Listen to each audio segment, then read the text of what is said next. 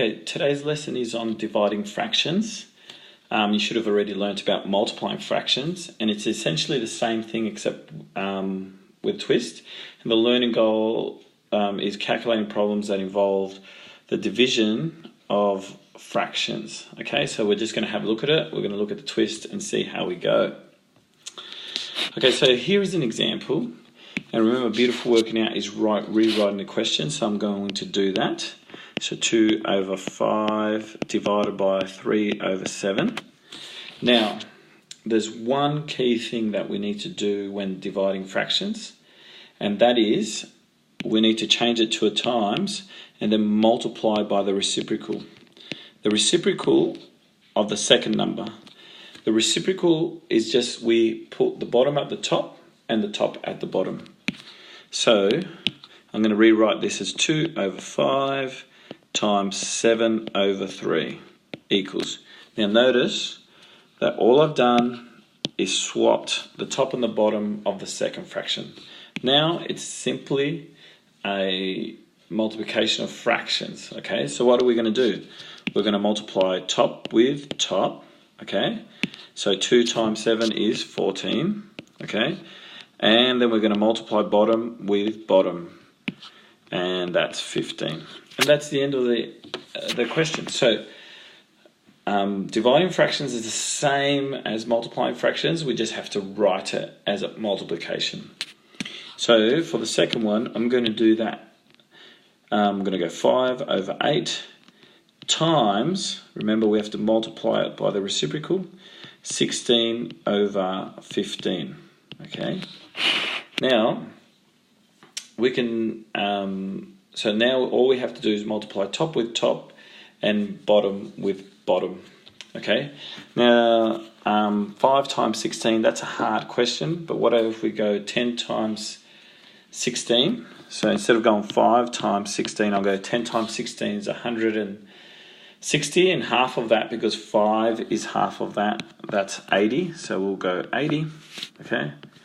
And then 8 times 15, that's also a hard one, but in my head I'm going to go 4 times 15. And I know 4 times 15 is 60.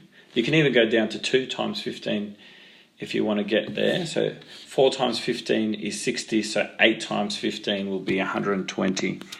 And that is because 8 is twice the amount of 4. So I'll show you my thinking. I went 4 times 15 because I know that I can go 2 times 4 is the same as 8.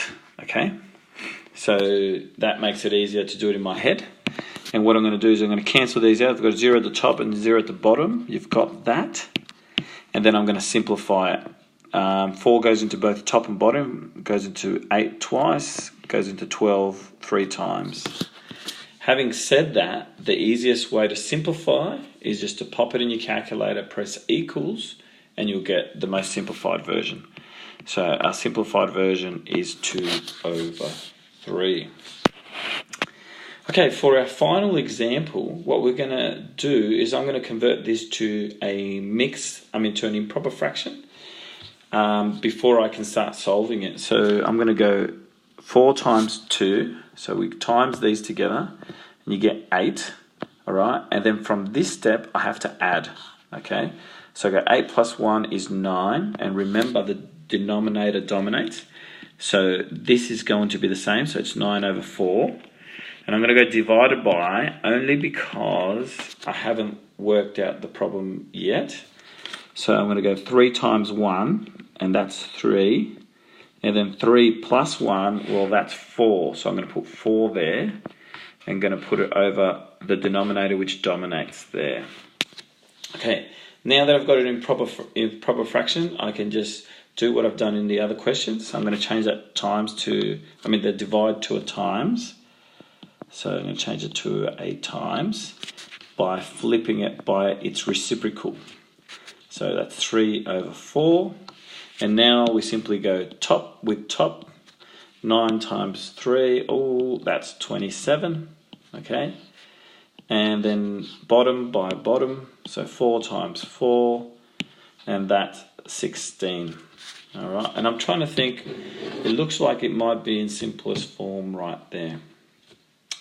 Yeah, that's the end of the lesson. Hope it makes sense to you. So, peace out.